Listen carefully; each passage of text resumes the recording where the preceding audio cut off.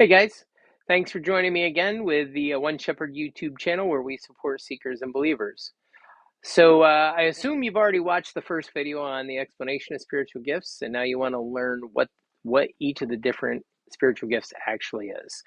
Um, so we're going to go ahead and dive right in. The list of spiritual gifts comes from 1 Corinthians 12 verses 8 to 10, Romans 12 verses 6 to 8, and actually even Isaiah 11 verses 2 or verse 2. Um, Now I will tell you, as you research these, you have to go back with a Strong's Concordance, and look at the original meaning, the original words, so you have an understanding of what they're suggesting these are. Now, this is based on my understanding. I'm going to touch on each of them. I'm going to tell you the English word, then the Greek word, and I'm going to tell you the Strong's Concordance number and then the definition. So the first spiritual gift is wisdom.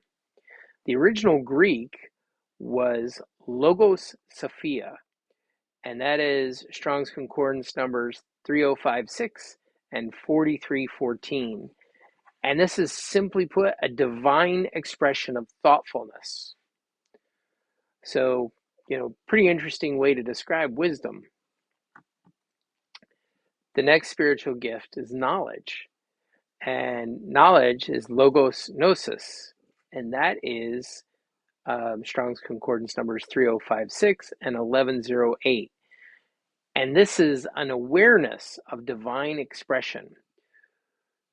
So, where wisdom is divine expression of thoughtfulness, in other words, a divine understanding, um, knowledge is an awareness of divine expression. So, in other words, if you think about that, knowledge would be understanding how. So maybe looking at one aspect of creation and understanding how God did what he did, or how it's created, or how it exists. Um, so the next gift is faith, and the Greek word is pistis, and it is 4102.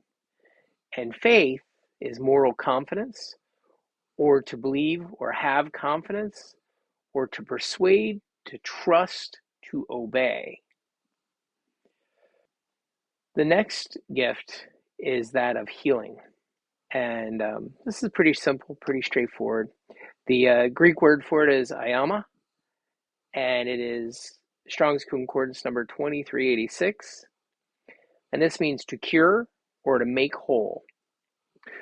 But And by the way, guys, you're going to notice when I get to talk about the spiritual callings, a lot of times they use the same word. This is one of those things that makes translation a little tricky because they have to read it in context of the discussion. So the next spiritual gift is miracles. And this is dunamis, and it's Strong's Concordance number 1411. And a very basic, we understand what miracles are, but mighty works is really a simple breakdown of it. We all kind of intuitively understand what a miracle is, but the idea of a miracle worker is somebody who performs mighty works. The next one is one I find interesting because our modern understanding is not really the correct understanding of the original meaning, and that is the spiritual gift of prophecy. Um, the Greek is prophetia, and it's 4394 for the Strong's Concordance number. Now, I would recommend you look it up and actually trace it back from its root word, but it's foretelling or inspired speech, or another way would be to speak the truth. So a prophet is not only somebody who, as we see in the Old Testament, foretells the future, but it's somebody whose speech is inspired and they speak the truth being the word of God. So modern day prophets, when somebody has the gift of prophecy, it doesn't mean they're necessarily telling the future. It means they're speaking the truth. So the next one is an interesting one. You don't see this a lot, but you do. I've actually met one or two people who I think actually have this gift, and that is discerning of spirits.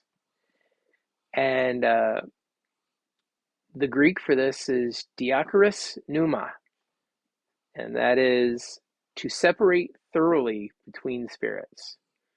So in other words, that spells it out pretty clearly. They can tell the difference between the different spirits. Um,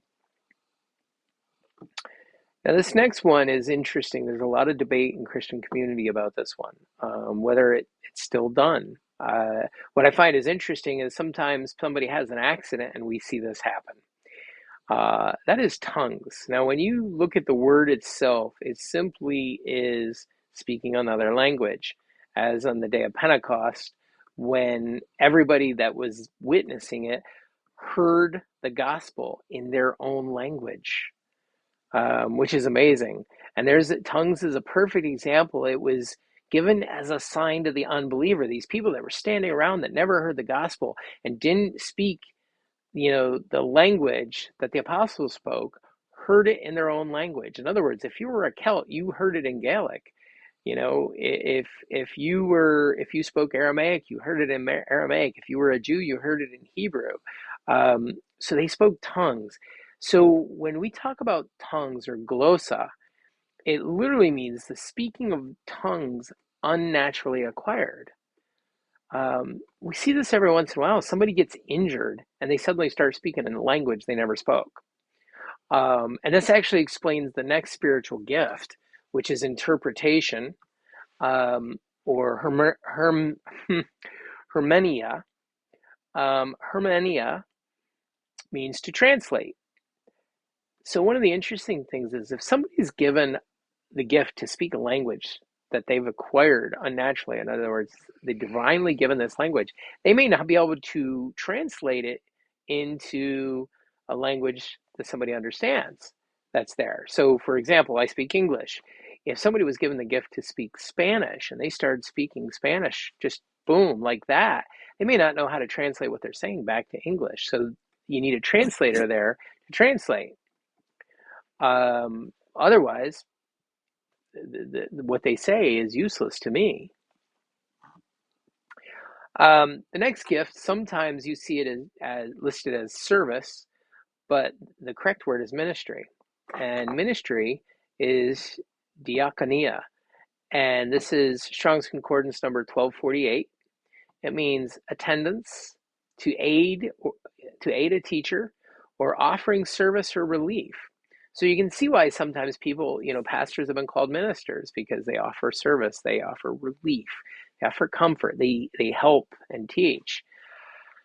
So somebody can have the spiritual gift of ministry, and that's one of those things. Oftentimes Christians, we fail to recognize that we all have our own ministry, and that relates oftentimes to our calling or to our spiritual gift. So the next one is teaching, and teaching is didasko, and that is Strong's Concordance number 1321. And simply put, this means to cause someone to learn. Okay? So somebody who has the spiritual gift of teaching is going to be very good at getting people to learn. So the next gift is exhortation. I've been around a lot of people who are pretty good at exhorting. The Greek is parakleo. Strong's Concordance number is 870. And this means to call near, to beseech, to comfort, to entreat, to pray. Interestingly, he does it so subtly, but Pastor Mike, who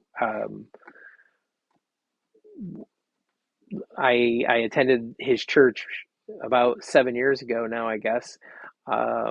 He was amazingly skilled at exhortation. He was definitely good at calling you near to God, beseeching you to come to pray, entreating you to pray. So the next gift is that of giving. And I'm probably going to botch this one in pronunciation, but it's matadidami. And it's Strong's Concordance number 3330. And this simply means to give, to impart, to bring forth. Paul actually talks about this specific gift, elaborates on it, that you're to give joyfully. So a giver, somebody who has the spiritual gift of giving, um, they seem to be able to give joyfully no matter the circumstance. Um, the next gift is that of leadership. Sometimes you'll see this described as administration. Sometimes you'll just see this described as government. But the word leadership fits best. It means, the Greek is priastomi or priastemi, and it is Strong's Concordance number 4291. And this means to stand before in rank, or to preside, or to practice. I think we all kind of understand the gift of leadership and what that can do, but there's certainly, people who have this gift among us, and it's important there again they use it if they're following Christ. So the last gift is a mercy, or the gift of mercy, and this is having compassion. The Greeks are by the way, the Greek is eleo, and Strong's Concordance number 1653, but it means to have compassion, pity, or affinity with. So this is someone, when you talk to them, they seem to be able to accept people and be very compassionate, and oftentimes will feel an affinity for them. So guys, that's it for the video on explaining the different spiritual gifts. So if you click the link right here, you can go on and check out the video on spiritual callings. Thanks for joining me again, and God bless.